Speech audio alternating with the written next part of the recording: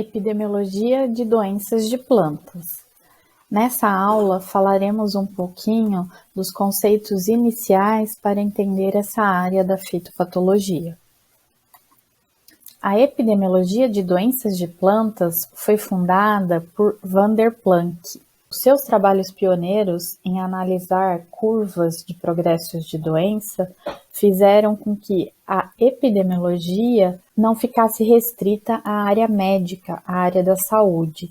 Van der Planck, então, trouxe alguns conceitos para que a gente também pudesse analisar o progresso de doenças incidentes sobre as culturas. Várias são as definições de epidemiologia que aparecem nos livros. A mais simples dela, talvez seja essa mesma de Van der Planck, que nada mais é do que a epidemiologia é a ciência que estuda as epidemias. De uma maneira um pouco mais abrangente, Kranz, então, fala: a epidemiologia é o estudo das populações do patógeno em populações do hospedeiro e da doença que é resultante dessa interação dessas duas populações sob a influência do ambiente e, além disso, a interferência humana. Nesse caso, Kranz fala que a epidemiologia é uma ciência que estuda populações. Quando a gente imagina o triângulo da doença, que tem os três vértices, patógeno, hospedeiro e o ambiente, a doença é o resultado desses três vértices desse triângulo.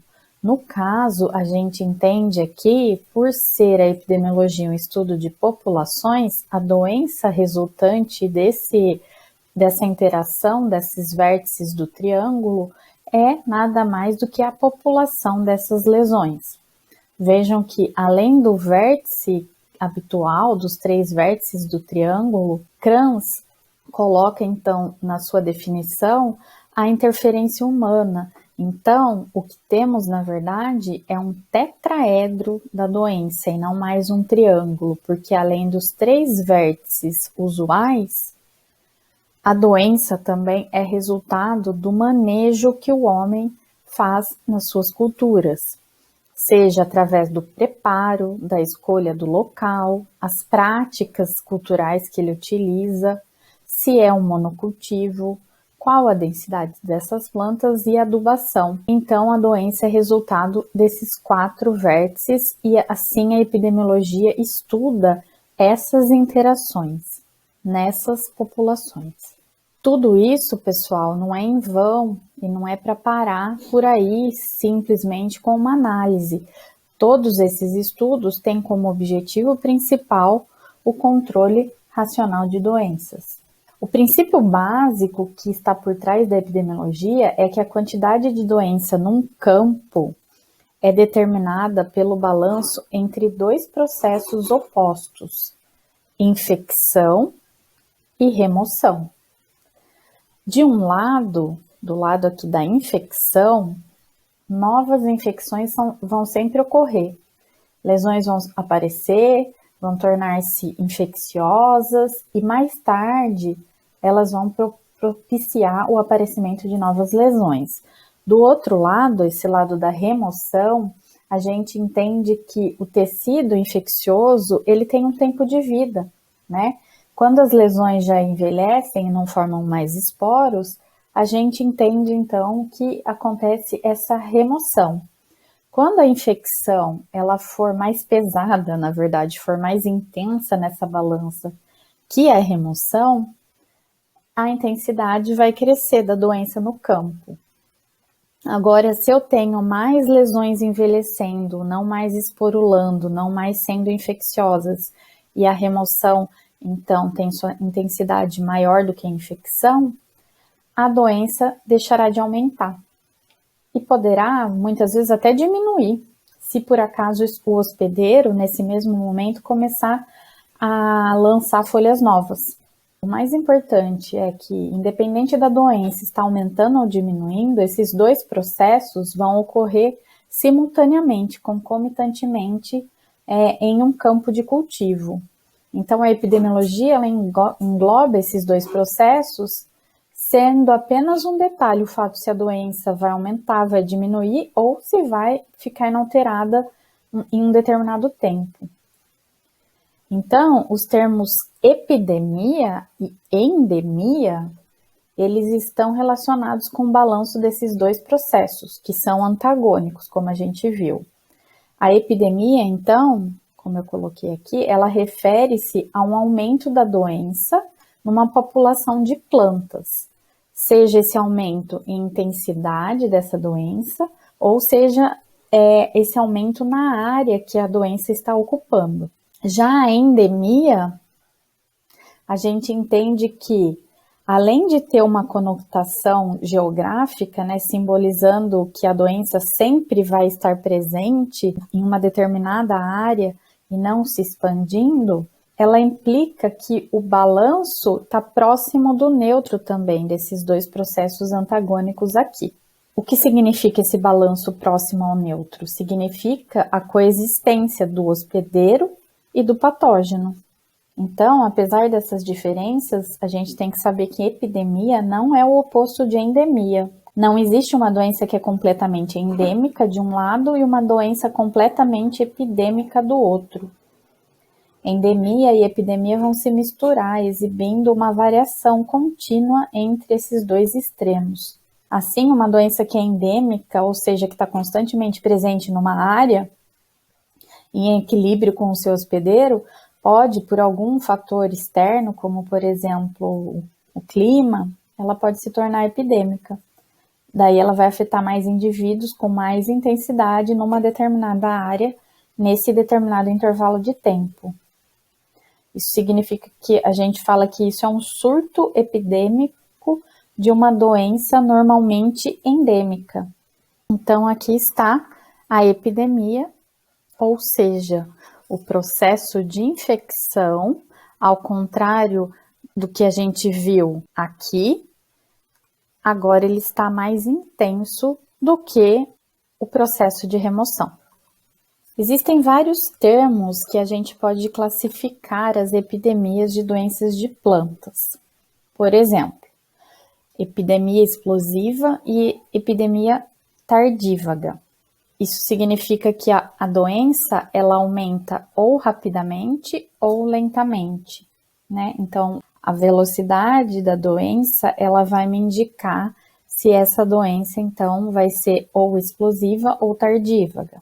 A epidemia progressiva, ela diz respeito àquelas doenças que aumentam em extensão territorial, em área geográfica. E a pandemia é esse aumento também em área, só que uma área extremamente grande, de tamanho quase de um continente. Chamamos de epidemia poliética aquelas epidemias que necessitam de anos para mostrar significativo aumento na intensidade da doença. E epidemia cíclica são aquelas epidemias que elas são normalmente endêmicas, mas que periodicamente elas, por motivos diversos, como o clima, periodicamente elas vão sofrer alguns surtos epidêmicos. Aqui nesse gráfico, talvez seja mais fácil de vocês entenderem esses termos. Vejam que aqui no eixo Y a gente tem a doença em seus diferentes níveis de intensidade, né? Quanto mais para o alto, maior a intensidade dessa doença. E aqui no eixo X a gente tem as safras ou ciclos da cultura, num primeiro momento, no primeiro ano, no segundo e no terceiro e quarto ano. Veja que quando a gente fala de endemia, que é essa primeira aqui, ó, essa curva branca aqui, ó, a gente vê que ela está sempre presente nessa área com o passar do tempo, mas que ela não sofre aumento na intensidade da doença. Quando a gente fala de epidemia tardívaga, a gente tem que comparar com essa epidemia explosiva. Vejam que de ano para ano ocorre um aumento da intensidade, só que o aumento nas epidemias tardívagas, ele é numa velocidade bem menor quando comparado com esses picos que são muito mais intensos nas epidemias explosivas, tá? Epidemia poliética, como a gente falou, veja parece uma escada aqui ao fundo, ó, no gráfico, tá? Significa que ela precisa de vários ciclos da cultura, vários anos para que ela aumente a intensidade e que essa intensidade seja significativa, vão levar anos. E a epidemia cíclica, por final, como eu falei, na verdade é uma endemia. Veja aqui que no ano ela está em baixa intensidade essa doença e que de alguns anos periódicos, veja, no segundo ano essa endemia ela aumenta, tem um surto epidêmico, no terceiro ano ela cai, mas continua ali, e no quarto ano ela sobe novamente em intensidade naquele campo. Como exemplo de epidemia explosiva, ou seja, de uma epidemia que tem uma rápida velocidade quando a doença chega naquele campo, uma das mais famosas que a gente traz para vocês é a requeima da batata, causada por esse Homiceto Phytophthora infestans. Aqui a gente tem algumas imagens mostrando a queima tanto da folha aqui como a haste de plantas de batata. Por que essa epidemia é considerada explosiva? Veja que num gráfico aqui, que a gente chama de curva de progresso da doença, ou seja, no eixo X a gente tem os dias e no eixo Y a gente tem a severidade em porcentagem, que nada mais é do que a intensidade da doença naquele campo. Essa curva de progresso, na verdade, são 3 que a gente tem aqui. Veja, a primeira, que é essa aqui, desses círculos que estão preenchidos aqui, é a da requeima. Essa daqui, com os círculos que não estão pintados, é de uma Puccinia, né? É de uma ferrugem em trigo. E essa outra aqui, dos quadrados pintados, é também uma ferrugem, só que uma espécie de fungo que acomete o feijoeiro. Vamos pensar que, como eu falei, para a gente conseguir classificar uma epidemia explosiva, a gente vai ter que saber qual é a velocidade dela e comparar com uma outra, por exemplo, epidemia. E o fato é que, se a gente olhar aqui, a requeima da batata, veja, que aproximadamente em 20, 25 dias, a severidade, ou seja, a porcentagem de doença nas plantas de uma determinada área, em 20 ou 25 dias chegou a 100%. Quando a gente compara agora com uma ferrugem, veja, no trigo, a gente vê que no 20º, 25º dia, essa severidade ela não passou de 10%, possivelmente 5%, e demora e nem chega a 100%, e chegou no máximo a 80% aos 75 dias só. Então, aqui a gente já vê muito bem claro isso. Uma epidemia explosiva, ou seja, de velocidade muito rápida, quando em comparação a uma outra epidemia que a gente considera tardívaga, porque ela tem a sua velocidade muito mais lenta. Epidemia progressiva, como exemplo, a gente pode trazer o caso do cancro cítrico, essa doença bacteriana, que é bastante importante na citricultura. Ela, por exemplo, iniciou os primeiros relatos aqui no estado, foram em 1957, na região de Presidente Prudente. E com o passar dos dias e dos anos, ela foi sendo relatada em diferentes estados do Brasil em que se produz citros.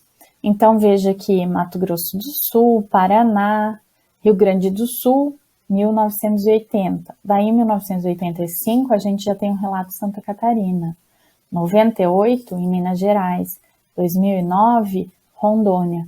Ou seja, é uma epidemia progressiva que vai aumentando a sua área geográfica com o passar do tempo. Como exemplo de epidemia cíclica, a gente traz a ferrugem do café, causada por esse fungo aqui, Emileia vastatrix. Veja que uma planta de café que perdeu precocemente as suas folhas, né? Ao passo que a gente tem uma aqui, possivelmente resistente, e que foi feito devido ao controle da ferrugem, que a gente tem todas as folhas aqui na planta. Aqui está o sintoma, então, da ferrugem no café. Vejam, independente da ferrugem estar presente nos cafeiros lá da Índia ou aqui do Brasil, o que a gente nota é que ao passar dos meses, a intensidade da doença, que é aqui o eixo Y, veja, às vezes sobe, às vezes desce. De um ano para o outro sobe e desce. O mesmo caso na Índia. Em alguns anos ela cai, em alguns anos ela sobe. O que significa? Significa que ela nunca zera, né? Ela está sempre lá presente nas áreas, então ela é endêmica, pensando na definição de endemia, mas que ela tem alguns surtos epidêmicos periódicos, a cada 2 anos, tá? Então, isso faz com que a gente classifique a ferrugem do cafeeiro como uma doença, como uma epidemia cíclica. Eu mostrei para vocês aí nos outros slides, os gráficos, que a gente chamou de curva de progresso da doença, porque a análise feita na área da epidemiologia é feita por meio dessas curvas de progresso. O que são as curvas de progresso da doença? É quando eu coloco em um gráfico, quando eu ploto, quando eu faço a plotagem em um gráfico da proporção de doença, que é a intensidade da doença, que a gente viu que fica no eixo Y, versus o tempo, que é o eixo X, como a gente viu. Então, a curva de progresso da doença, né, ela é a melhor representação da epidemia.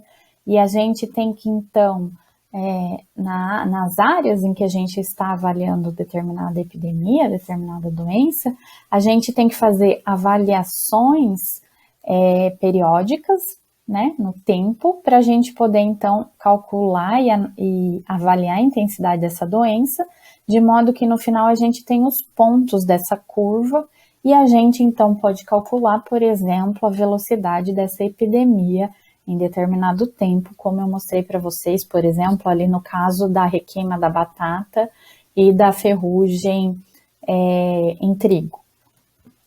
Então, o que é? Nada mais é a curva que um resultado de uma avaliação que a gente faz em campo. Então, essas avaliações, como eu falei, são periódicas. A gente vai, então, em determinados dias para o campo e conta, por exemplo, quantas plantas estão doentes nesse campo. Então, veja que nesse dia aqui, que eu posso chamar de dia 1, eu contei 1, 2, 3, 4, 5 plantas. Então, eixo X, dia 1, no eixo Y, 5 plantas. Eu tenho o primeiro ponto da minha curva. Vou lá num segundo momento, que pode ser o dia 3. Faço a mesma coisa, acumulo aquelas plantas que já estavam contadas como doente da avaliação anterior e somo a elas, então, as novas plantas. Então, tenho meu segundo ponto da minha curva de progresso da doença e assim sucessivamente. Então, eu chego aqui e vejo essa curva, que nada mais é, nesse momento, que uma reta, né, nessas primeiras avaliações. Essa reta, ela não é estranha para vocês, né? Na verdade, a gente tem um ponto A, que é o dia 0 da epidemia, né? A avaliação 0, no dia 0, quantas plantas eu tive doente. E essa inclinação dessa reta, que nada mais é do que B, é, na verdade, a velocidade dessa doença. E eu consigo calcular o início dessa doença e a velocidade dessa doença através de uma regressão linear, onde a intensidade da doença, que é Y, vai depender do início, né? Quantas plantas no início, a gente costuma chamar esse A aqui de inóculo inicial, mais o ângulo aqui do B, né? O coeficiente angular, que vai me dar a velocidade, vezes o tempo. Então, eu consigo, com esses valores, chegar, então, na minha curva de progresso da doença e calcular tanto a intensidade, pode ser até, inclusive, num tempo maior do que aquele que foi avaliado, porque eu tenho, então, esse modelo, né, essa reta de regressão linear. Como eu falei, A gente, aqui, né, na epidemiologia, a gente chama de A, o inóculo inicial, que nada mais é a quantidade de doença no tempo zero, e o B, que é o coeficiente angular, né, na equação de regressão, a gente chama de velocidade da doença, ou taxa de progresso da doença. Então, assim, eu tendo duas áreas diferentes, eu posso compará-las entre si. Eu posso ver, por exemplo, em qual dessas áreas a velocidade é maior. Vamos imaginar que eu tenho um campo de monocultivo e estou avaliando determinada doença nesse campo. E eu tenho um outro campo em que eu faço, por exemplo, culturas intercalares a esse monocultivo e avalio essa doença nesse segundo campo. Ao final de tantos dias, eu vou ter as curvas desses dois campos e eu posso comparar pela velocidade, por exemplo. De repente, com a velocidade, eu posso concluir que num campo em que eu tive essas culturas intercalares, aquela doença, ela cresceu mais devagar. Então, seria interessante não fazer o monocultivo quando se pensa, por exemplo, nessa doença que eu avaliei. E isso pode ser aplicado para se avaliar variedades resistentes, para se avaliar diferentes tratamentos. Então, a epidemiologia, ela é uma arma bastante importante, uma arma prática na mão dos produtores para a gente avançar naquele que eu falei que é o objetivo final, que é o controle racional de uma doença. Mas eu faço uma pergunta para vocês. A gente está fazendo essa curva e está mostrando essa reta. Essa reta, né, essa equação linear, essa regressão linear, ela sempre vai acontecer no campo? Ela vai acontecer de vez em quando? Ou ela nunca vai acontecer? Vou deixar vocês aí um tempo pensando. Se então a gente sempre vai ter essa regressão linear, se às vezes ela ocorre e às vezes não, ou se nunca a doença vai crescer dessa maneira no campo de cultivo. O que vocês acham? A resposta é nunca. Porque, ok, eu falar de uma regressão linear para um teste matemático, para números, né? Mas em termos de organismos, né? Seres vivos, vai chegar um momento que essa doença ela vai acabar. Vai acabar por quê? Porque não vai mais encontrar tecido verde, por exemplo, não vai ter mais como fazer lesão, ou porque aquela cultura foi colhida. Então, no caso de doenças de plantas, a nossa curva de progresso, ela nunca vai ser uma reta que não tem limite, porque não há crescimento sem limites. Então, vai chegar um momento, cada vez que eu tiver menos tecido sadio para ser infectado por aquele determinado patógeno, que aquela doença vai aos poucos perdendo velocidade porque a probabilidade de encontrar ou uma nova planta sadia para infectar ou um novo tecido sadio vai ficando cada vez menor, então a minha velocidade da doença naquele campo vai ficando cada vez menor. Vejam que interessante, eu falei que a epidemiologia, no caso das doenças de plantas, ela teve como pioneiro o Van der Planck, né? Mostrei até para vocês uma foto lá no início. Em 1963, o Van der Planck propôs uma teoria para falarmos de progresso de doenças de plantas que até hoje a gente usa e ela é de certa forma verdadeira, tá? Alguns epidemiologistas vieram a complementar essa teoria, tá? Mas ela é a base da epidemiologia até os tempos atuais.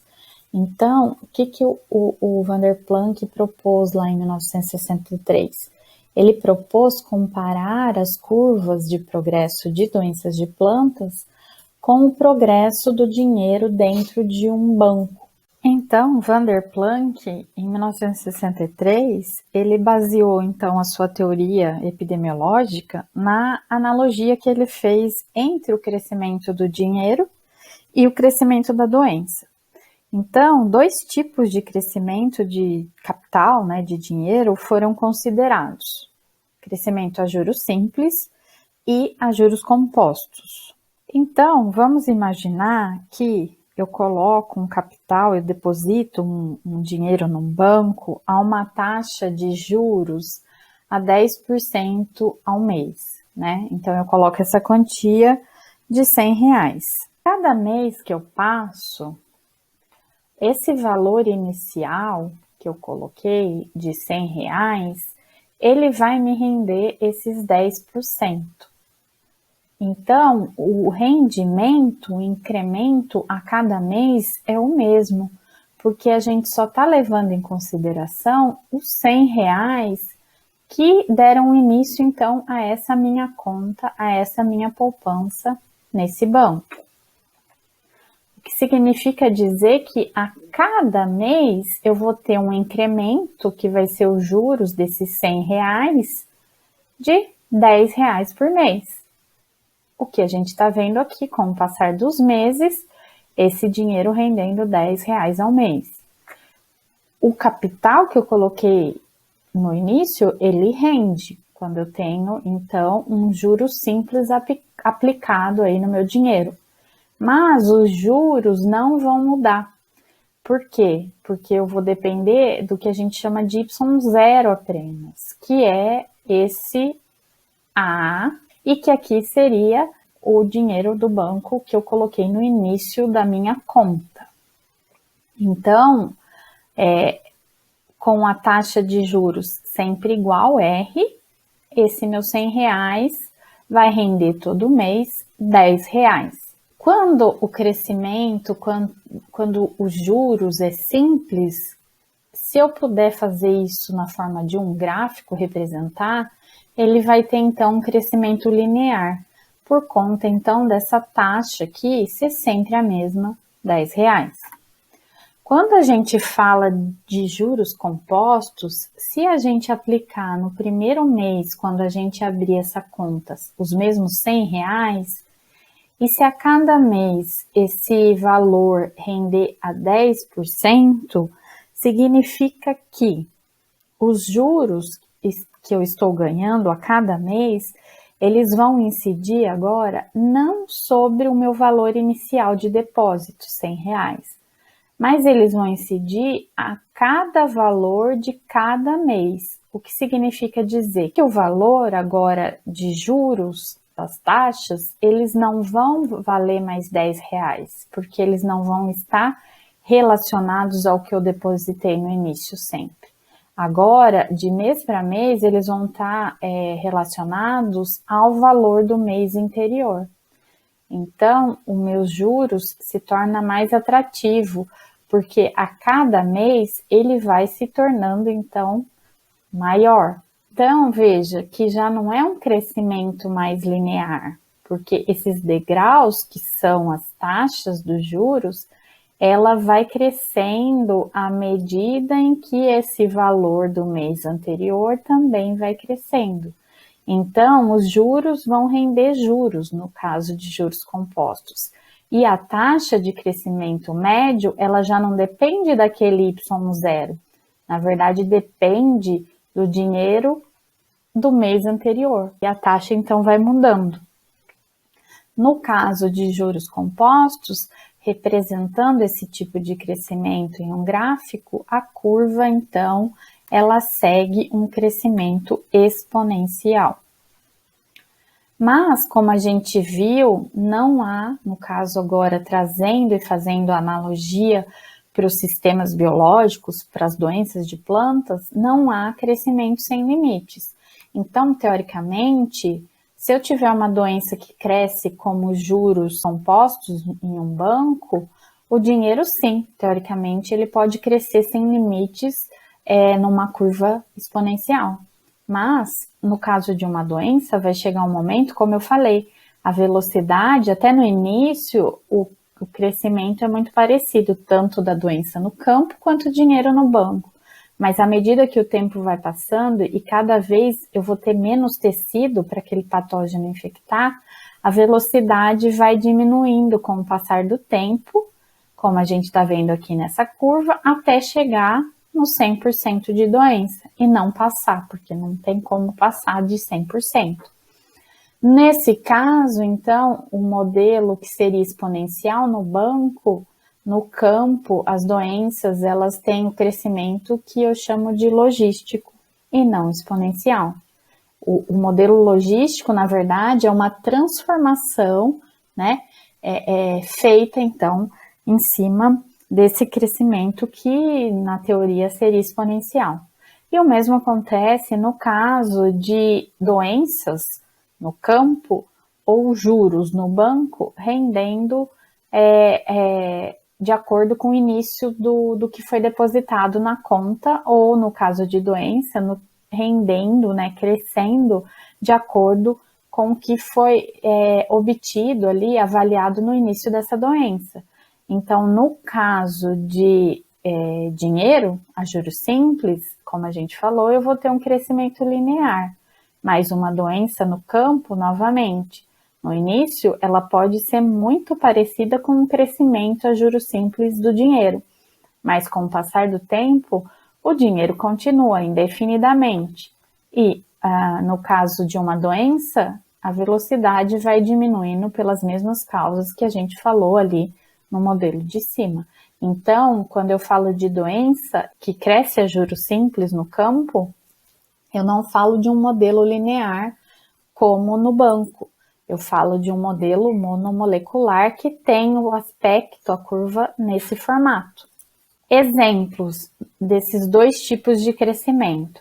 À esquerda, eu tenho uma murcha, né, causada por esse fungo verticillium em batata. Veja aqui os sintomas que causam a murcha.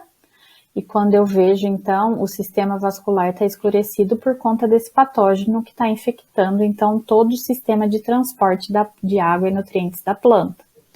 E do lado direito, eu tenho uma segunda doença que incide aqui, então, sobre as macieiras, tanto na folha quanto no fruto, e que resulta nessas verrugas aqui do fruto e nessas manchas na folha, que é a sarna da macieira.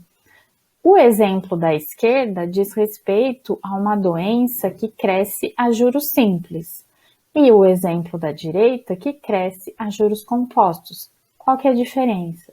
Lembra que juros simples, o dinheiro só depende do que começou o depósito naquela conta no banco. Na doença é o mesmo jeito. O crescimento, que é a taxa, ela só depende do inóculo que a gente tinha no início naquele campo.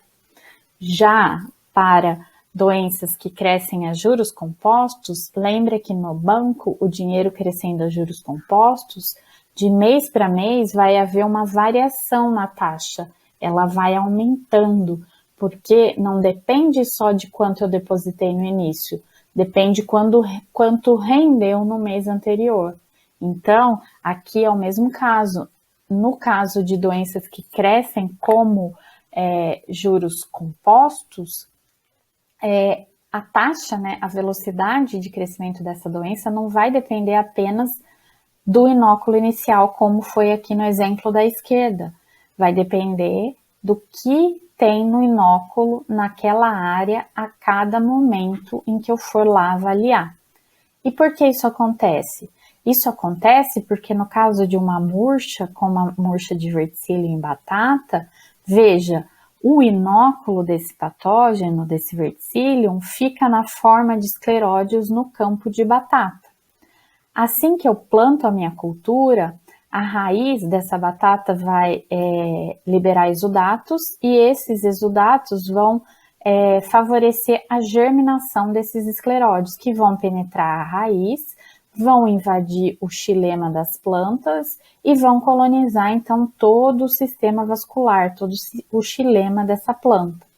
Assim, vai impedir ou vai dificultar a entrada de água e a planta começa a murchar. Veja que essa mesma planta, ela murcha e morre, formando novos escleródios. Nessa mesma safra, essa planta, ela não vai servir de inóculo para as plantas que estão do lado, porque ela vai morrer. O escleródio que ela vai liberar, que vai ser formado agora na planta morta, ele só vai servir de inóculo para a safra posterior, caso esse produtor venha plantar novamente batata e vai dar início então ao ciclo novamente, somente na safra posterior. Nessa mesma safra, essa planta ela não serve de inóculo para as plantas que estão ao lado dela. Já no caso de uma doença que cresce a juros compostos, como é o caso aqui da sarna da macieira, o inóculo desse patógeno, ele vive então nas folhas que caíram e que ficam ali infectadas no campo.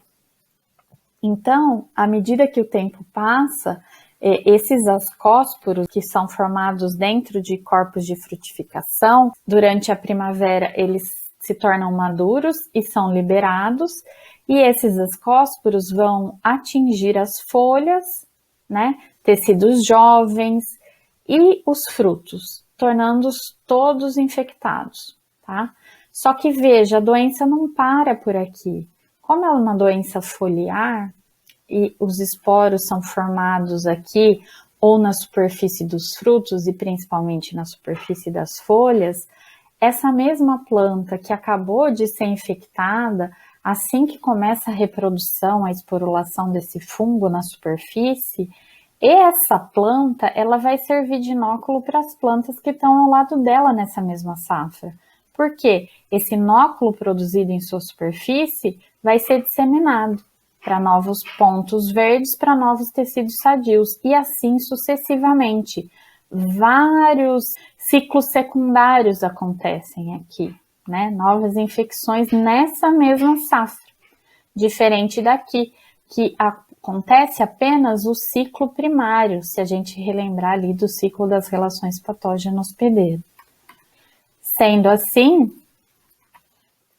a gente pode generalizar que quando eu tenho um padrão do tipo de doença que acontece apenas a sobrevivência, o inóculo e a infecção primária, eu tenho então exemplos de doenças que crescem no campo como se fossem dinheiro a juros simples. São as murchas de maneira geral, as viroses que não têm vetor e crescem também dentro das plantas e os nematóides.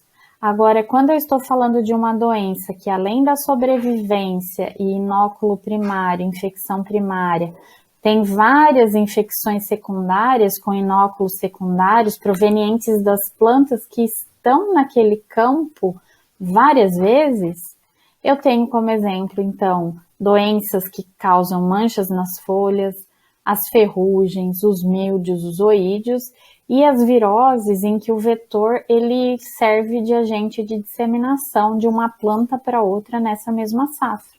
E todas as doenças no geral que tenham vetor, tá?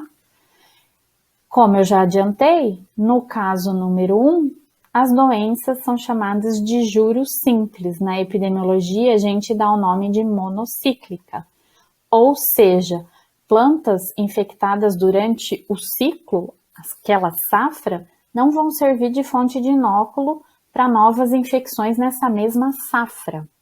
Agora, doenças de juros compostos, que a gente chama também de policíclica, por ter vários ciclos secundários, as plantas infectadas durante essa safra, elas vão servir de fonte de inóculo para novas infecções nessa mesma safra.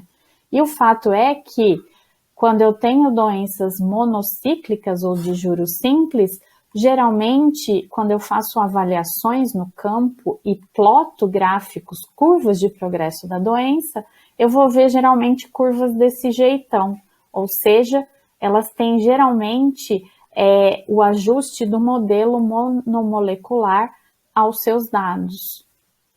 E no caso de doenças policíclicas ou de juros compostos, Quando, com o passar dos dias, eu faço a avaliação da doença e vou colocando aqui no eixo Y para obter uma curva de progresso, o jeitão da curva que eu obtenho é então esse tipo aqui, que diz respeito ao modelo logístico.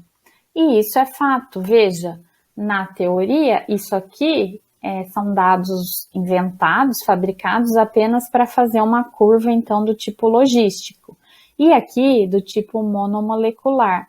Mas, do lado esquerdo, eu tenho dados do campo, no real, que foram coletados aqui a cercóspora, que é uma doença incidente no aipo, e o carvão, que é uma doença incidente na cana-de-açúcar. Veja que a cercóspora é uma mancha foliar que as plantas infectadas, naquela mesma safra, vão poder disseminar esses esporos para outras plantas.